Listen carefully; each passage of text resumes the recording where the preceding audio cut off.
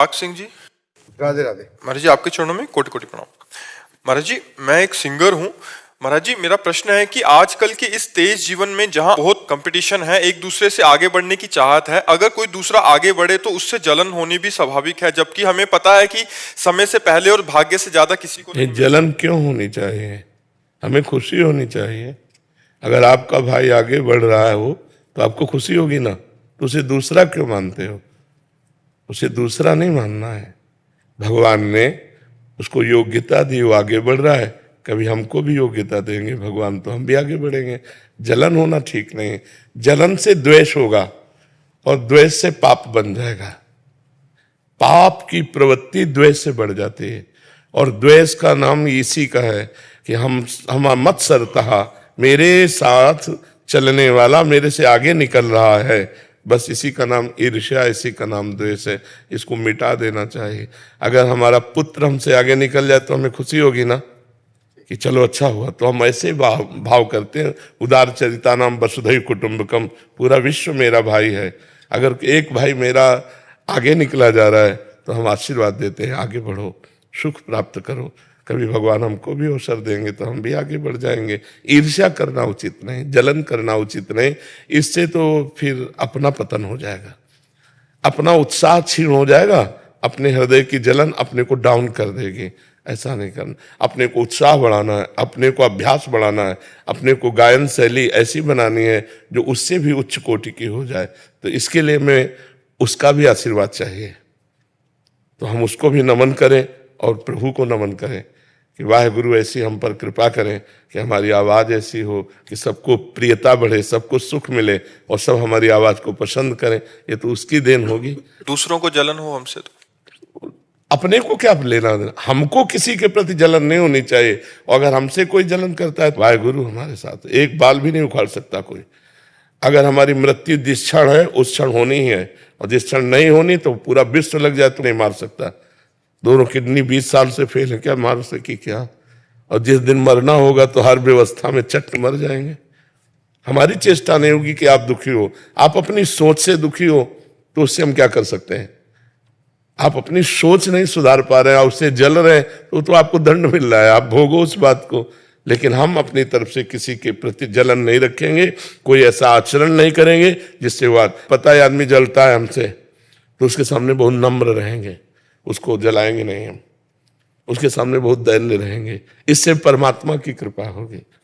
संसार में कोई ऐसा नहीं है जिससे जलन ना होती हो।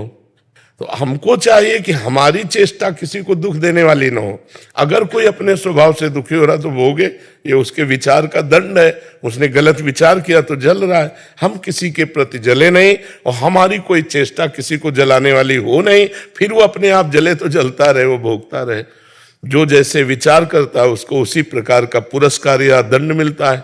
अच्छे विचार करेगा तो आनंदित हो गया, यार भाई बहुत अच्छा गाते हैं, बहुत आनंद। और दूसरा जल रहा है, क्यों अच्छा गाते हैं? अब उसका विचार गलत तो जलेगा तो है ही है, उसको दंड तो मिलेगा ही उसके विचार का।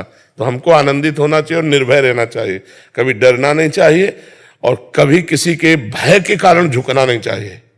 क्योंकि अविनाशी हूं, परमात्मा का अंश हूं, गलत करूंगा नहीं, लेकिन तू गलत करेगा तो तेरे को भयभीत होना पड़ेगा। बस ऐसे स्वभाव में रहना चाहिए।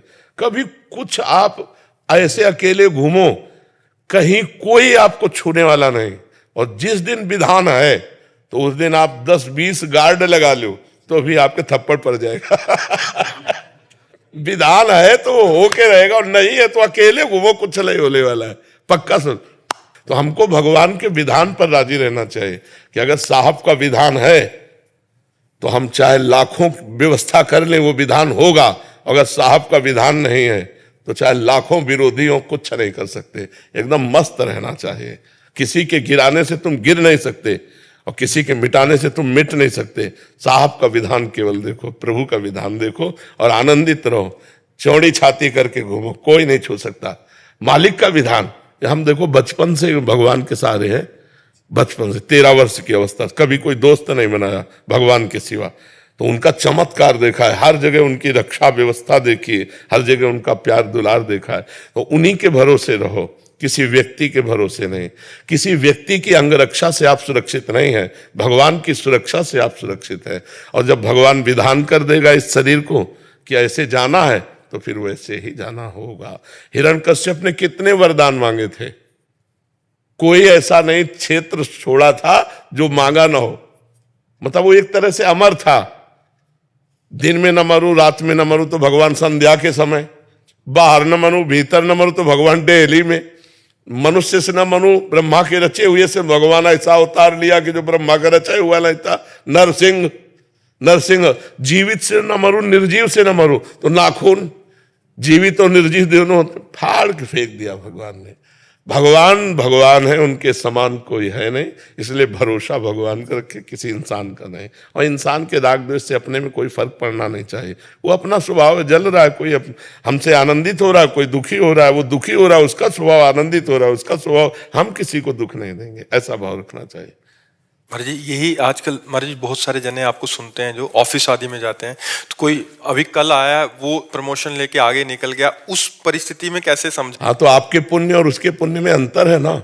हम बहुत उसने, मेहनत कर रहे हैं। हाँ, उसने पूर्व में इतना पुण्य किया है कि फटाफट क्रॉस करता चला जा रहा है, उन्नति को जा रहा है, तो हमें उसे प्रणाम करना चाहिए। भाई तेरा तपस्या ज्यादा है, तेरा पुण्य ज्यादा है, मैं प्रयास ज्यादा कर रहा हूं इस जन्म, लेकिन तेरा पूर्व जन्म का पुण्य अधिक है, तू आकर के ग्रेजुएट बनता चला जा रहा है, कभी मेरे ऊपर भी कृपा होगी। ऐसा सोचकर ईर्ष्या नहीं करनी चाहिए। कोई बहुत ज्यादा महाराज जी दूसरों को रिझा के आगे निकल गया?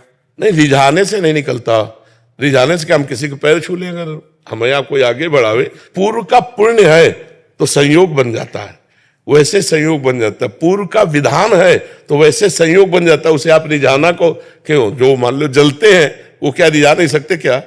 जब वो जान रहे कि ये रिझा कर आगे बढ़ गया तो आप भी रिझा लो, तो तुम्हारी रीजन से वो रिझेगा ही नहीं, क्योंकि तुम्हारा भाग्य नहीं है और उसका भाग्य है, तो फौरन रिझ गया और आगे निकल गया। वो पूर्व का होता है पुण्य, पूर्व का पुण्य होता है जी।